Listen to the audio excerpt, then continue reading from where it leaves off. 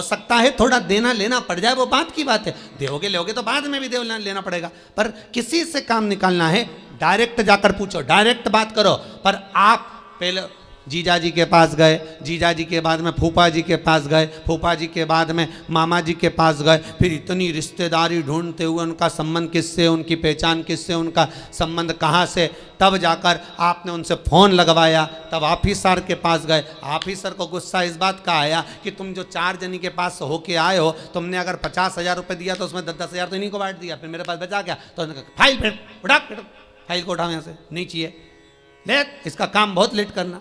Direct जाता तुरंत काम होता। शंकर भगवान कह रहे हैं पहले इधर डोल लिया, उधर डोल लिया, उधर चले गया, ये देवी वो देवता वो धाम सारी दुनिया में रोकर आया, उसके बाद मेरे पास में आया और उसमें भी भटक रहा था, उसमें भी स्मरण में भटक रहा है। अगर एक बार चित्त वृत्ति से कह देता शंकर मैं तेरा हूं और तू मेरा है, इसके बाद तुझे भटकना नहीं पड़ता, तेरे कर्म को काट देता, तेरा जो पाप कर्म है उसको काट देता। सबने मना करा था भस्मासुर को वर मत देना, भगवान विष्णु के पास भस्मासुर गया था और भस्मासुर ने भगवान विष्णु से कहा वर दो, भगवान विष्णु ने कहा नहीं देता, ब्रह्मा से कहा वर दो, नहीं देता, सबके पास चले गया, उसने कहा कोई नहीं मानेगा, शंकर भगवान के पास चले गया। मात्र 2 दिन की तपस्या भस्मासुर ने करी, मात्र 2 दिन, और शंकर भगवान आकर पूछ लिए मांग तुझे क्या चाहिए। भस्मासुर आंखें मलता रहा कि 2 दिन में प्रकट हो गए, मैं तो हजारों साल तप करा तो नहीं प्रकट हुए, यहाँ तो 2 दिन में। शंकर भगवान से पूछा प्रभु आप असली हो? भस्मासुर बोला, शंकर भगवान बोले तो चिमटी खोड़ के देख ले नकली हो, असली हो प्रभु, इतने साल मैंने देवताओं का तप करा, वो वर नहीं दिए, आप कैसे आ गए? शंकर भगवान बोले तू तो 2 दिन तक तप करा, कहीं का आकर 1 लोटा पानी चढ़ा के चले जाए, 3 बार ताली बजाए, बम बम बोले, हम तो उतने में भी राजी। और यहाँ हमारे ससुर ने तो यहाँ तक दक्ष प्रजापति का सिर कटा था, बकरे का मुख लगा था। बकरा क्या हिंदी में स्तुति करता है? बकरा क्या अंग्रेजी बोलता है? बकरा क्या उर्दू बोलता है? बकरा क्या बोलेगा? बकरा तो एक ही शब्द बोले, अब मेरा ससुर जब बोला, मुझे इतना अच्छा लगा कि मेरा ससुर कितनी अच्छी स्तुति कर रहा है, तो शंकर भगवान ने उसी दिन कह दिया जो मेरे मंदिर में आके बम बम बोलेगा मैं समझ जाऊंगा मेरा ससुर आया है। इतनी सरल भाषा शंकर जानते हैं, दुनिया नहीं जान सकती, तो क्यों भटको रे? कभी यहाँ चले गए, कभी वहाँ चले गए, कभी उससे कह दिया, कभी उससे कह दिया, डायरेक्ट शंकर के पास सीधे।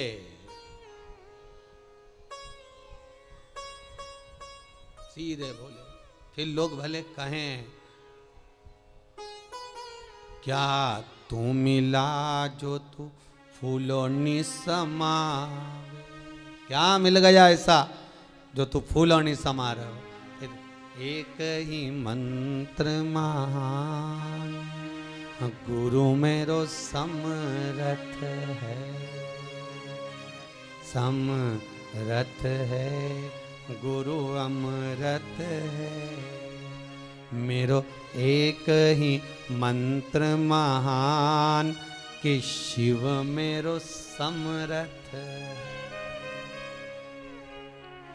शंकर समरथ। कौन है जिसने यमराज को मारा? कौन है जिसने यमराज की पुत्री मृत्यु को मारा? केवल एक कालों का काल, महाकाल, दूसरा नहीं हो सकता।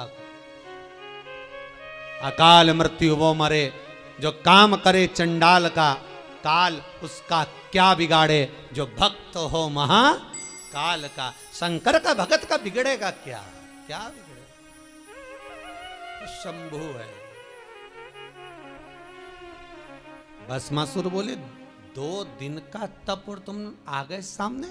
अरे 2 दिन बहुत होते हैं। तुलसीदास जी ने भस्मासुर का चरित्र पढ़ के ही लिखा होगा, आधी में पुनियाद, कि 2 दिन भी मत करो तुम तो आधी घड़ी बहुत, आधी में पुनियाद बहुत, उतना ही बहुत है, उतना बहुत।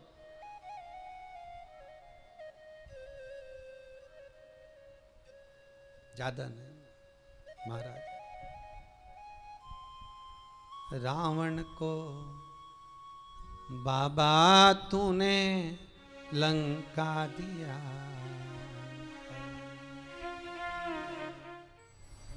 करुणा सागर कब करुणा कर जाए, त्रिकालदर्शी कैलाशी अविनाशी शंभु।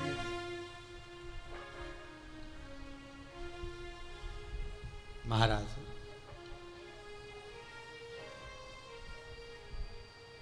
शिव पुराण कह रही है, बुजुर्ग कह रहा है कि हमारे इस पाप कर्म को काटते क्यों नहीं। भगवान कह रहे हैं काटने को तो मैं काट देता, मना नहीं है, पर मृत्यु लोक में अगर आए हो तो थोड़ा सा कर्म का भोग तो भोगना ही पड़ेगा। संपूर्ण जीवन सुखमय हो, खूब डनलफ के गद्दा हो, चकाचक भोजन हो, रोज 56 भोग खाओ, खूब अच्छे से रहो, तो भी दुख तो जीवन में थोड़ा ना थोड़ा तो घेरेगा ही, थोड़ा ना। पहला मंद प्रारब्ध, दूसरा तीव्र प्रारब्ध और तीसरा तीव्रतम प्रारब्ध। दूसरे नंबर का हमारा कर्म, अगर हमने बहुत बेकार कर्म है, हमारे बहुत तकलीफ है, बहुत कष्ट है, बहुत दुख है, शिव महापुराण की कथा कहती है कि सदगुरु की शरण चले जाओ। संत महात्मा जोगी सन्यासी तपस्वी साधक उपासक कोई सदगुरु के पास जाकर निवेदन करो तो कुछ हमारे पूर्व का करा हुआ पाप कटना प्रारंभ हो जाए। हमारा पुराना पाप धीरे धीरे कटे। सत्कर्म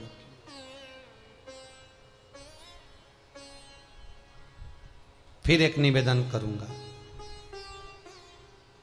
जीवन में अगर बहुत तकलीफ है, बहुत कष्ट है, आपको पहले भी कहा फिर कहते हैं, 15 अक्टूबर को शिवरात्रि पड़ेगी।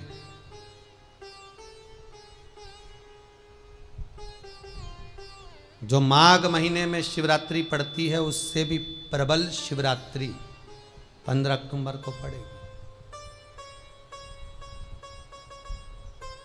ये शिवरात्रि अधिक मास के महीने की शिवरात्रि है, अश्विन की।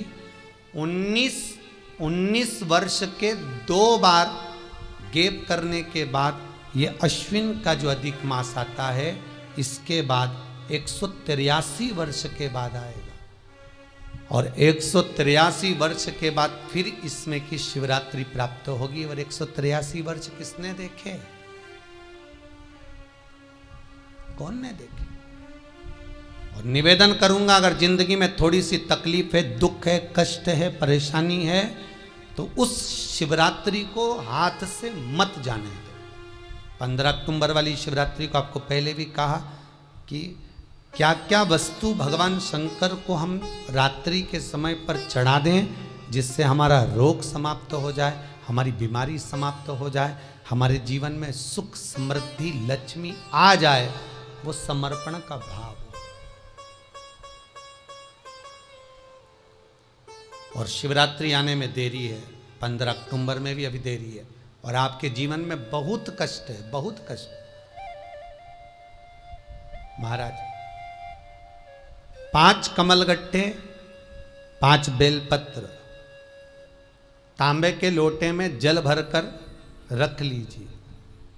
सीधे हाथ पर उस कलश को रखो जिसमें 5 कमलगट्टे और 5 बेलपत्र रखिए। श्री शिवाय नमस्तुभ्यम शिव महापुराण का मूल मंत्र है, जैसे भागवत का मूल मंत्र है ओम नमो भगवते वासुदेवाय। शिव महापुराण का मूल मंत्र है श्री शिवाय नमस्तुभ्यम। इस मंत्र का 5 बार स्मरण कर कर आपको जो तकलीफ है उसको हृदय चित्त से धरकर मस्तक से कलश को लगाकर किसी एकांतेश्वर महादेव पर, एकांतेश्वर महादेव मतलब अपने गांव से, नगर से, शहर से जो बाहर खेड़े में हो, बिल्कुल बाहर, जिस शिवलिंग पर कोई पूजन करने ना जाता हो, एकांत में बैठे हो, जंगल में बैठे हो, कहीं किसी वृक्ष के नीचे विराजमान हो, ऐसे एकांतेश्वर महादेव पर अपनी कामना कर कर वो जल समर्पित कर दो। एक बेलपत्र, एक कमलगट्टा उठाकर अपने घर पर लेकर आ जाओ। जो तकलीफ बहुत ज़्यादा हो रही है 5 दिन में आपको मालूम पड़ जाएगा, 5 दिन में अंतर आ जाएगा। शिव का अनुमोदन करो, शंकर का स्मरण करो। महाराज, ये अश्विन का जो अधिक मास है 183 वर्ष के बाद वापिस आएगा। योग, ये योग पहले मिल जाता 19 वर्ष में, पर अब मिलेगा 183 वर्ष।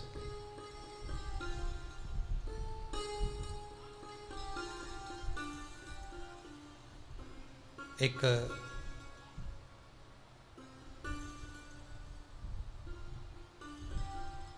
किन्हीं माता जी का एक प्रश्न था, वो ध्यान में नहीं आ रहा है वो कहाँ से थी, कि उन्होंने एक प्रश्न किया था, व्हाट्सएप पर लिखा हुआ आया था कि उनके घर में कोई बहुत ज़्यादा बीमार पड़ा हुआ है और बहुत बुजुर्ग है, लगभग 90-95 साल की हैं और शरीर गल गया, शरीर में अब कीड़े पड़ रहे हैं। सिस्टर को बुलाते हैं, डॉक्टर को बुलाते हैं, तब उनको साफ करते हैं, शरीर इतना गल चुका। उसके लिए क्या करना चाहिए? एक निवेदन करूंगा, एक भगोनी में गेहूं रख लीजिए, एक पात्र में गेहूं, जो बहुत बुजुर्ग हो चुकी हैं, कीड़े पड़ रहे हैं शरीर में, आपने एकादशी दे दी, गीता जी करवा दी, पाठ करवा दिया, गौदान करवा दिया, मोक्ष करवा दिया, सब कुछ करवा दिया, तो भी मुक्ति नहीं मिल रही है, तो पात्र में गेहूं रखकर उन माता जी की सीधे हाथ की 3 उंगलियां उस गेहूं में डालकर उनका नाम और गोत्र बोलकर वो गेहूं गाय को खिला दीजिए। पात्र किसी गरीबड़े को, भिक्षुक को दे दीजिए। महाराज, 3 या 4 दिन में मोक्ष प्राप्त हो जाता है। इतनी अगर भोग रही हैं तो कर सकते, इतना कष्ट अगर भोग रही हैं कि शरीर गल चुका है, कीड़े पड़ रहे हैं शरीर के अंदर और सारी खाल टपक टपक कर गिर रही है, तो उनकी मुक्ति हो, उनका मोक्ष हो। आज माता जी कह रही थी कि हमने गीता जी सुना दी, पाठ कर दिया, सब कुछ कर दिया, गौदान करा दिया, सब करा दिया, पर मुक्ति नहीं। शिव का हो, शंकर को, मेरे बाबा विश्वनाथ का स्मरण करो, मिलेगा। फिर निवेदन करूंगा, ब्रह्मा ब्रह्मलोक में रहते हैं, भगवान विष्णु बैकुंठ में रहते हैं। मृत्यु लोक का अगर कोई देव है तो वो महादेव है। पृथ्वी का अगर कोई देवता है तो वो देव अधिदेव महादेव है। पर हमारी आदत है, हम पड़ोस की काकी आती है तो उसको प्रणाम करते हैं, मासी सास आती है तो उसको नमन करते हैं, चाची सास आती है तो उसको नमन करते हैं, और घर में सास बैठी रहती है उसको कभी नमन नहीं करते। आदत है ना हमारी। दूसरों को तो हम प्रणाम कर लेंगे पर घर की सास को नमन नहीं कर पाते। उसी तरह हम भगवान विष्णु का स्मरण कर रहे हैं, ब्रह्मा का स्मरण कर रहे हैं, सारे 33 कोटि देवताओं का स्मरण कर रहे हैं, पर भूलोक का इस देव अधिदेव महादेव का हम कितना स्मरण कर रहे हैं। हम तो भगवान शंकर के मंदिर में भी जाते हैं तो छल करते हैं।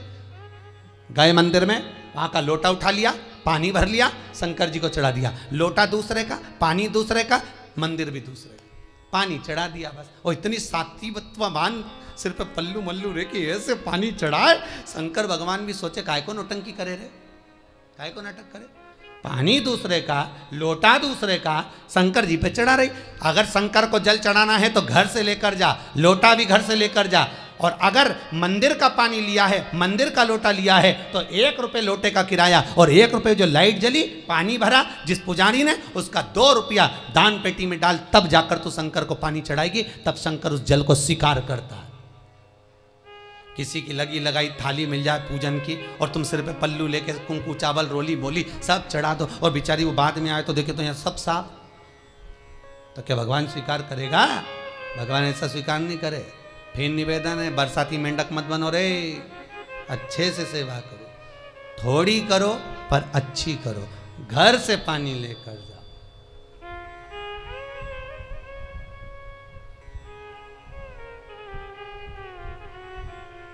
कल कोतवाली चौराहे से, हमारे सीहोर के कोतवाली चौराहे से कोई बहन जी आई थी 33 मालपुआ लेके, कहे गुरुजी संकल्प करा दो। हमने कहा पानी लाओ, तो क्या तुम्हारे यहाँ नहीं है? हमने कहा हमारे यहाँ तो कुआं है, लिया। चावल लाओ, तो क्या गुरुजी पूजन मंडप में होंगे ना चावल जरा सा। हमने कहा वापिस घर जाओ, निकलो। कितनी बार भागवत सुनी? राजा बलि के दरवाजे पर वामन भगवान खड़े हैं। राजा बलि वामन भगवान से कहता है प्रभु आपके एक हाथ में छत्र है, दूसरे हाथ में कमंडल है। तो राजा बलि कहता है आपके कमंडल का जल दे दो, मैं संकल्प छोड़ देता हूं। वामन भगवान कहते हैं राजन अगर मेरे कमंडल का जल लेकर तू संकल्प छोड़ेगा तो वो संकल्प मान्य नहीं होगा, तुझे स्वीकृत नहीं होगा। किसी की लगी लगाई थाली में से कुंकू चावल चढ़ा दोगे तो कुछ मिलना है क्या? अरे बोलो तो। विष्णु पुराण में तो यहां तक लिखा है कि किसी का लगा हुआ दिया, किसी का दिया मंदिर के अंदर रखा था, तुमने अपना डब्बा खोलकर बत्ती निकाल कर उसके दिए में रखकर जला दी और सोच रही है कि मैंने खूब बड़ा काम कर दिया, तो उसका तो फल ही नहीं मिला। विष्णु पुराण कह रही है खुद का दिया, खुद की बाती, खुद का दीप अगर जलाती तो फल मिलता। किसी मंदिर में तुम रोज डब्बी लेकर जाओ, बत्ती लेकर जाओ, मना नहीं है, पर उस मंदिर में पहले से 5 दिए, 7 दिए, 11 दिए तुम रख कर आओ तो जलाओ। दूसरे के रखे हुए दिए में 50 बार बाती जला कर आना, उसका कोई फल नहीं मिलने वाला, उसका कोई फल नहीं है हमारा।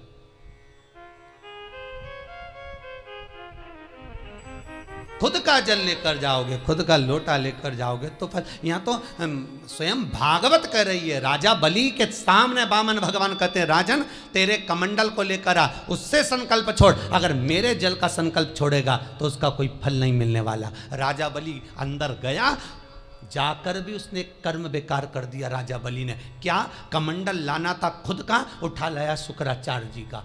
शुक्राचार्य जी का कमंडल उठाकर लाया, इसलिए शुक्राचार्य जी कमंडल के अंदर जाकर बैठ गए, एक आंख लगाकर देखते रहे। जल बाहर नहीं निकलने दिया शुक्राचार्य जी ने कि मेरे कमंडल का जल कैसे निकल जाए भला। फिर भी राजा नहीं माना, तब एक कुसा खींचकर उसकी टोंटी में दी तो शुक्राचार्य जी की आंख फूट गई। शुक्राचार्य जी ने कहा राजा बलि तू जान नहीं पाया, मेरे कमंडल का जल लेकर गया और मेरी आंख फूटी है, मैं तुझे श्राप देता हूं कि तू सत्ता से विहीन हो जाएगा। राजा बलि की पूरी सत्ता चली गई, पूरी सत्ता मात्र कमंडल के जल के कारण चली गई। तो आप अगर दान करने जा रहे हो, आप कन्या दान करने जा रहे हो, आप गौ दान करने जा रहे हो, आप वस्त्र दान करने जा रहे हो, आप मालपुए का दान करने जा रहे हो, आप स्वर्ण दान करने जा रहे हो, तो जल चावल आपका होना चाहिए, संकल्प आपका होना चाहिए, दूसरे का नहीं। इसलिए नैमिषारण्य में जो 108 शिव महापुराण की पोथी बिठाई तो वहां जो संकल्प छूटा आपके घरों में छुड़वाया है, घर के अंदर। और 15 अक्टूबर को जो शिवरात्रि का उत्सव रात्रि को 9:20 से 10:20 पर इसी टीवी चैनल पर जो हम कराएंगे, उसका संकल्प आप अपने घर में बैठकर छोड़ना, यहां नहीं, अपने घर में। और अगर कोई यहां आता भी है तो साथ में पानी की बोतल लाओ, चावल लाओ, पूजा की थाली लाओ, फिर बैठो। अपना संकल्प अपना होना चाहिए, उसका फल हजारों गुना प्राप्त होता है। दूसरे का जल, दूसरे का चावल स्वीकार कर लिया, उससे फल की कामना नहीं है, हमारा मिलता नहीं। फिर भले 4 घंटे तक तुम ढोलक बजा बजा के गाओ, तांबा का हंडा में तातो धरा पानी, और नींद आए भोला नवा के रहूंगी, भोले को अपना बना के रहूंगी। शंकर भगवान जी बोले पूरी रात गाए तो भी नहीं आऊं मैं, तो जा गाय को है भोलेनाथ। शिव को मनाने के लिए आडंबर की जरूरत नहीं है, शंकर को मनाने के लिए बहुत साधना करने की भी जरूरत नहीं है। शंकर तो कहते हैं 3 बार ताली बजा दो, बम बम बोल दो, उतने में भी राजी हूँ। पानी नी भी चढ़ाए चलेगा, ताली नी भी बजाए चलेगा, बम बम नी भी बोला चलेगा। शंकर का शिव महापुराण की कथा कहती है इतना भी ना बने तो मेरे मंदिर के सामने से निकल कर चले जा, उतने में भी कल्याण कर दूंगा। ये भी ना बने तो मेरे मंदिर का शिखर देख ले, शिखर दर्शनम सर्व पाप नाशनम। मात्र शिखर का दर्शन कर लेने पर भी मैं तेरे पाप छिन्न कर देता हूँ, समाप्त कर देता हूँ, तेरी जिंदगी खुशियों से भर। शिव करें उतने में भी संतुष्टि है।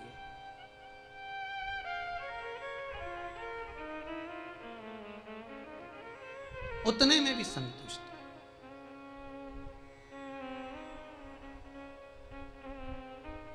शंकर का अनुमोदन करने वाला, शिव का स्मरण करने वाला है। तो अगर मालूम पड़े प्रारब्ध के कारण, कोई कर्म के कारण हमें मिल भी रहा है तो वो समाप्त होगा, वो मिटेगा। और बाबा से कहते रहना ना, भोला सब दुख काटो मारा।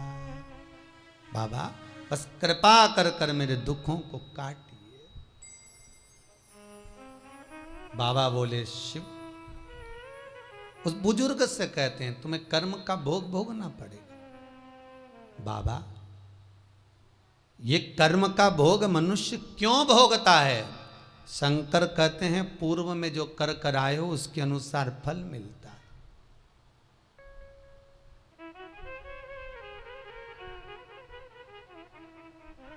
अभी 2 दिन पहले की कथा याद करो। कथा में कहा था खूब भगवान ने धन दे दिया, जिसके घर में 10-10 नौकर लगे और घर का मालिक इतना चड्डा पहनकर, टी शर्ट पहनकर कुत्ते को छी करा रहा है। कथा में कहा था कि नहीं कहा था? तो किसी ने प्रश्न किया था, गुरुदेव इनके घर में 10-10 नौकर लगे, इनके घर के बच्चों को तो नौकरानियां पाल रही, दासियां पाल रही, और सेठ जी अच्छा चड्डा पहन के, टी शर्ट पहन के कुत्ते को छी करा रहा। तो ये कहीं लिखा? अरे गरुड़ पुराण उठाकर देखो ना, ये भी कर्म का भोग है कि तेरे घर में 10 नौकर काम कर रहे हैं और कुत्ते को छी मॉर्निंग वॉक में तू करा रहा। तुमने भी देखा होगा रे, जितने लोग टीवी पे कथा सुन रहे हैं, सही बताओ ईमानदारी से, अपनी अपनी स्वीकृति भेजना हो व्हाट्सएप पे जरूर। देखा होगा कि नहीं देखो, सुबह सुबह लोग कुत्ता इतनी शान से घुमाए, कुत्ता इनंग जाए तो वो इनंग, कुत्ता उधर जाए तो वो उधर। हमें ये समझ में नहीं आया कि ये कुत्ते को घुमा रहा है कि कुत्ता इसे घुमा रहा है। वो इधर जाए उधर, उधर जाए उधर, उधर जाए, कहाँ कर। इसलिए निवेदन मत बुरे कर्म कर बंदे, वरना पछताएगा। भगवान की आंखों से तू बच नहीं पाएगा, तू बच नहीं पाएगा। कर्म का भोग भोगना पड़सी पड़ेगा, चाहे रो के भोगो चाहे हंस के भोगो।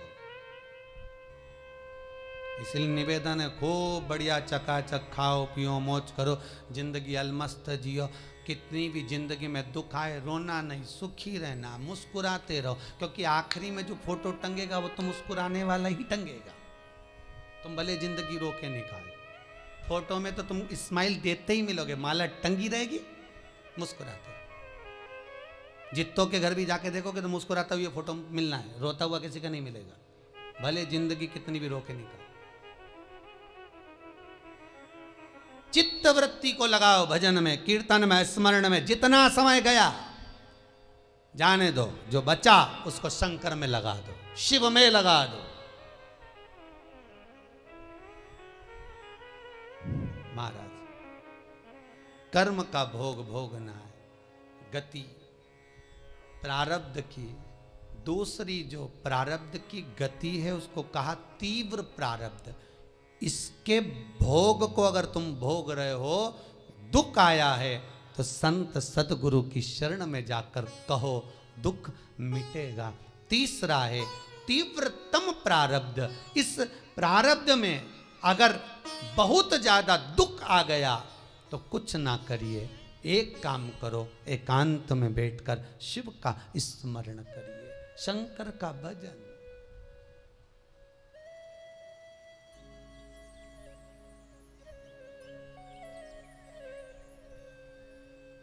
बटकेश्वर महादेव और पिपलेश्वर महादेव।